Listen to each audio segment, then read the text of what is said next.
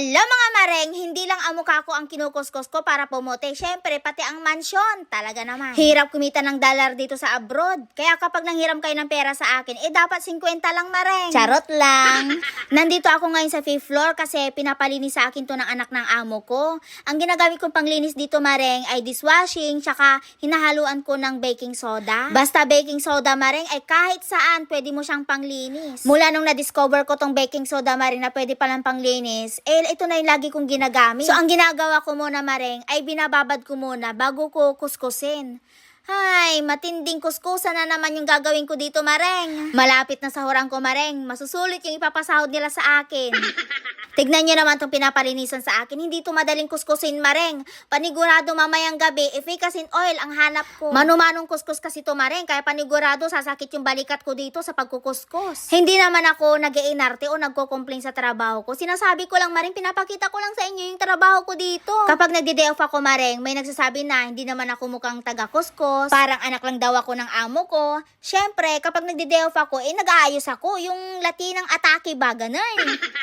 Pero in reality, mareng, tignan nyo naman trabaho ko, taga-kuskus. Anyway, mabalik tayo dito sa ginagawa ko, mareng. Alam nyo ba, nangangalin na tong balikat ko? Iniisip ko, mareng, kaya ko pa ba to? Para kasing ang sarap ng umuwi sa Pinas kapag ganito ang trabaho. Pero syempre, hanggang isip lang yun, hindi ako uuwi, uy. Wala pa akong mansyon, mareng. Mahirap man yung trabaho dito, mareng. Hindi man madali. Pasasana at magkakamansyon din tayo, mareng. Hindi naman ako palagi nahihirapan sa trabaho ko. Di ba nga, lagi akong hayahay dito. Ganito lang, kapag umaalis yung mga nagre-renta dito, ay naglilinis talaga ako dito. Para kapag may magre-renta ulit, malinis na nilang lilipatan. Ganun. Sana nga ay may magrenta na agad dito para hindi ko na ito isa pang lilinisan pa habang walang nakatira. Kasi hanggat walang nakatira dito, ako ang maglilinis. At kapag may nagrenta na, natutuwa ako, mareng, kasi para ako nabunutan ng tinik. Andito na ako sa kabila, mareng. Eto nga, may nakita ako malaki-laking brush. Kaya eto nang ginamit ko para mapabilis ako sa paglilinis. Sana, kanino ko pa to nakita? Di sana ngayon baka tapos na ako. At saka nagsuot na rin ako ng long sleeve kasi ang init dito, mareng. Araw-araw ako nagsasabon ng Kojic tapos mangingitim lang ako dito. Uy, ang arte mo, mareng. Tignan nyo naman tong paglilinis ko, mareng. Hindi naman halatang pagod na, no? Basta may brush lang, okay na. Okay na to, ganun.